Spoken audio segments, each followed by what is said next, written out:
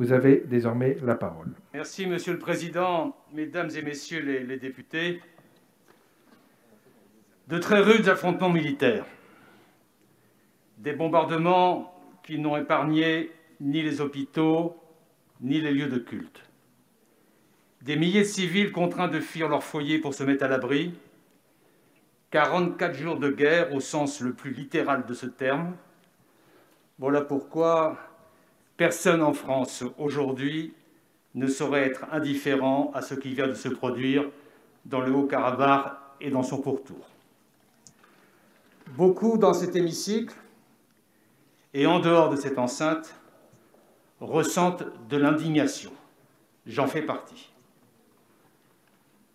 De l'indignation devant une telle spirale de violence, de l'indignation à l'idée que de graves crimes ont pu être perpétrés, notamment par l'utilisation de bombes au phosphore, de bombes à sous-munitions, comme certaines informations en font état, et nous veillerons dans nos responsabilités à ce que toute la lumière soit faite à ce sujet. Beaucoup, j'en fais également partie, condamnent le rôle joué dans ce conflit par des mercenaires étrangers en provenance de Syrie. C'est d'autant plus inacceptable que cela se produit une fois de plus aux portes de l'Europe.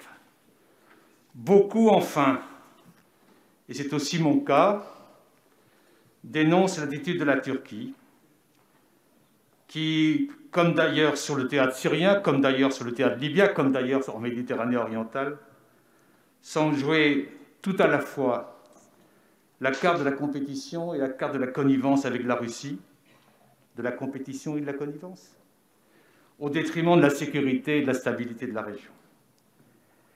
La Turquie, qui est pourtant notre allié dans l'OTAN, a en effet apporté, vous l'avez dit, un appui décisif à l'une des parties au conflit, y compris par le déploiement de mercenaires, comme elle l'avait déjà fait précédemment en Libye. M. Dupont-Aignan rappelait les propos que je tiens régulièrement en commission des affaires étrangères sur la Turquie. Je ne vais pas les reprendre ici.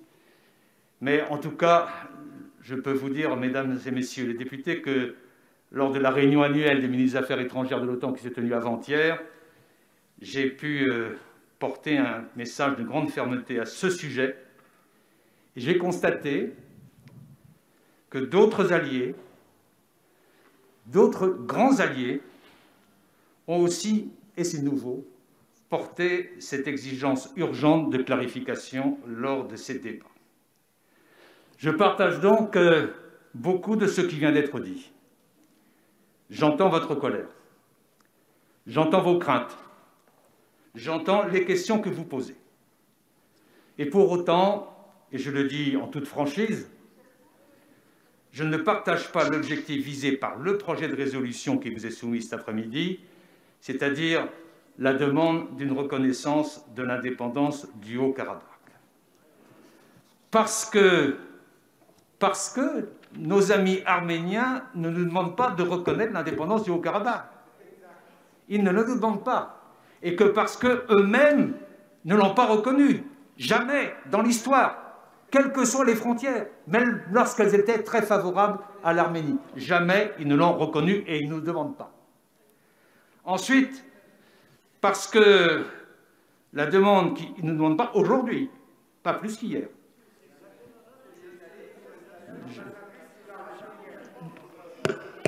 Mes chers collègues, laissons parler. Je vais dire ici que j'ai beaucoup de respect pour l'ambassadrice d'Arménie en France, mais mon interlocuteur est M. Pachinian ou M. Evasian, c'est-à-dire le responsable du gouvernement. Parce que la demande qui nous est faite par mon homologue arménien et qui a été réaffirmée par les plus hautes autorités de l'Arménie la semaine dernière lors du déplacement à Erevan de mon secrétaire d'État Lemoine, c'est celle, pour l'instant, de la sécurité, de la stabilité après le cessez-le-feu du 9 novembre et du retour, dans des conditions sûres, des personnes déplacées vers les lieux qu'ils ont fuis ces dernières semaines du fait des combats. Et aussi, surtout, parce que je ne vois absolument pas en quoi cette reconnaissance nous mettrait dans une position plus favorable pour continuer ce que nous avons à faire, ce que nous avons toujours fait, c'est d'assumer notre position de puissance de médiation dans ce conflit, afin d'obtenir des avancées durables vers une solution politique. Mais, mesdames et messieurs les députés, je ne méconnais pas la portée symbolique que certains entendent donner à ce geste. Et bien sûr, les symboles comptent. Mais ce qui compte plus encore, c'est notre capacité à agir demain. Au fond, c'est très simple. Reconnaître le Haut-Karabakh reviendrait à nous exclure nous-mêmes de la coprésidence du groupe de Minsk que nous partageons avec les États-Unis et la Russie. Ce serait laisser un espace politique qui serait occupé par d'autres que nous. Autrement dit, mesdames et messieurs les députés, ce serait renoncer à notre rôle de médiateur et notre ambition de contribuer à bâtir une paix durable. Et c'est ce que nous demandent les autorités arméniennes.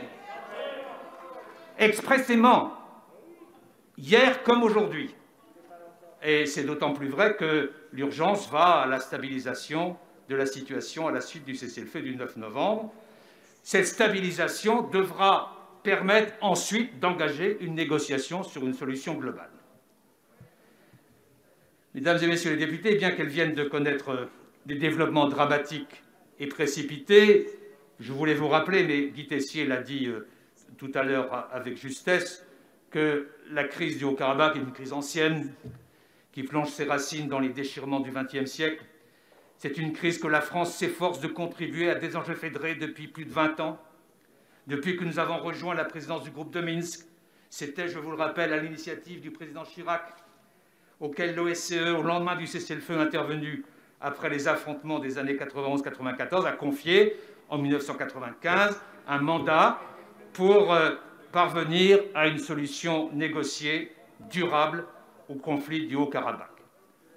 Certes, notre mobilisation n'a pas suffi pour surmonter l'absence de volonté des partis à surmonter leurs désaccords et à faire les choix que la France, en tant que médiateur, ne pouvait pas leur imposer. Toutes les propositions de compromis que nous avons mises sur la table se sont heurtées à des refus.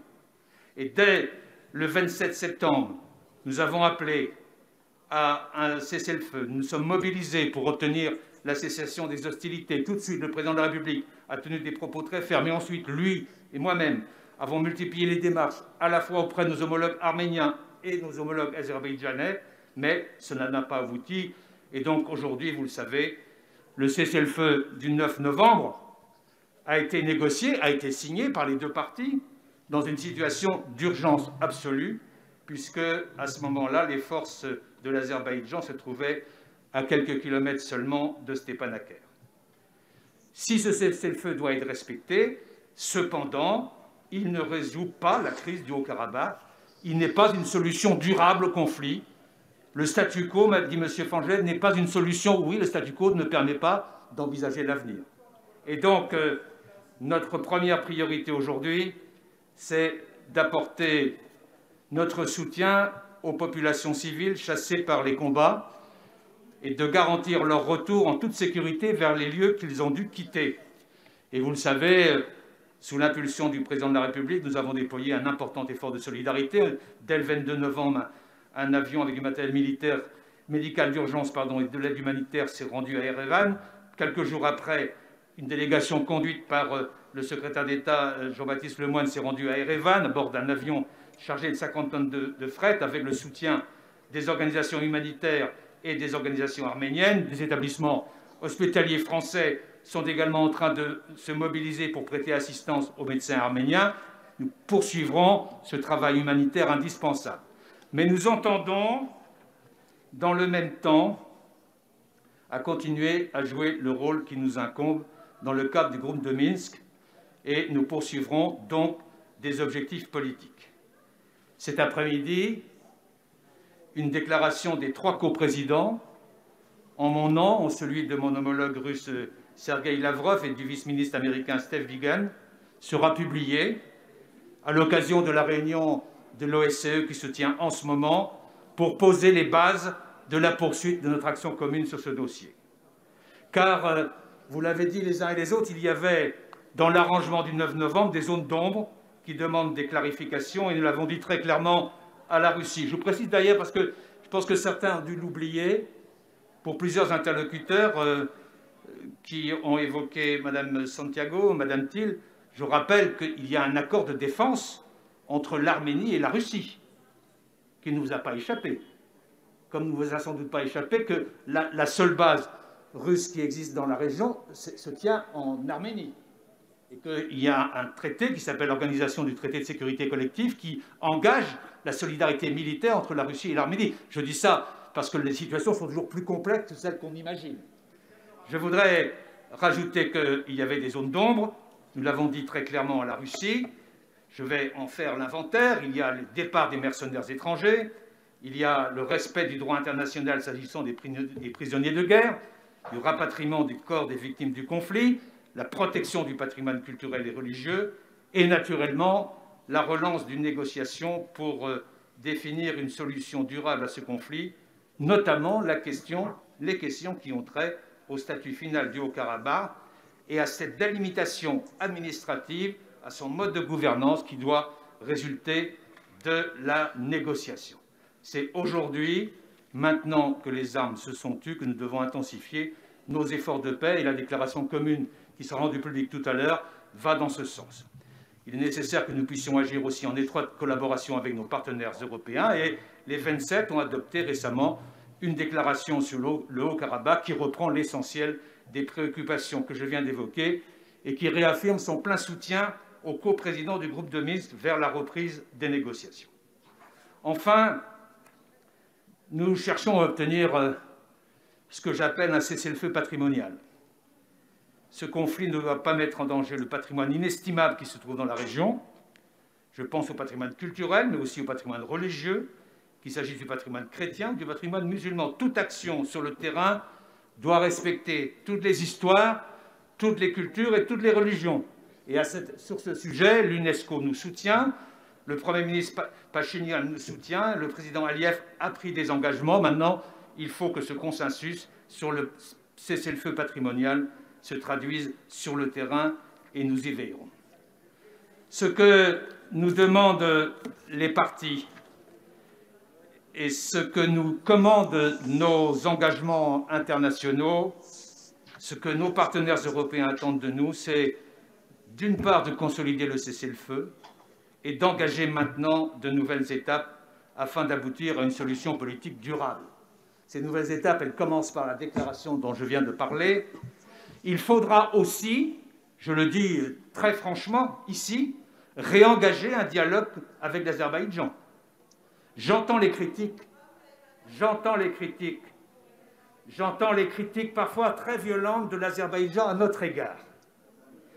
Je les ai évoquées avec mon collègue de l'Azerbaïdjan. Mais je pense que nous pouvons trouver le chemin d'un tel dialogue. D'ailleurs, je voudrais vous rappeler aux uns et aux autres qu'il y a eu un dialogue constructif avec l'Azerbaïdjan dans le passé, initié par des présidents qui font référence dans notre histoire, depuis les présidents Mitterrand, Chirac, puis les présidents Sarkozy, puis le président Hollande. Tout le monde a agi pour une collaboration avec l'Azerbaïdjan. Il faut donc retrouver cet esprit-là, mais il faudra, pour que cette volonté soit partagée et incarnée, il faudra que l'Azerbaïdjan fasse les gestes nécessaires dans ses prises de position et dans ses actions. Et nous poursuivrons aussi un dialogue très étroit avec l'Arménie, dans la continuité, je le dis très clairement ici parce que je crois que c'est un peu ignoré, dans la continuité des échanges permanents que nous entretenons avec le Premier ministre Pachinian et avec mon homologue, M. Evasian. J'aurai l'occasion d'ailleurs d'engager ces discussions avec le ministre des Affaires étrangères arménien, M. Evasian, la semaine prochaine, pour une discussion approfondie sur l'ensemble des priorités que je vous ai présentées aujourd'hui, sur notre action concrète pour l'action humanitaire, sur la protection du patrimoine culturel et religieux, et sur les actes réfléchis, déterminés avec un calendrier qu'il nous faudra prendre ensemble pour ouvrir la voie à une paix durable dans le Haut-Karabakh que tout le monde souhaite, et je l'ai bien entendu dans vos propos il y a un instant. Je vous remercie de votre attention.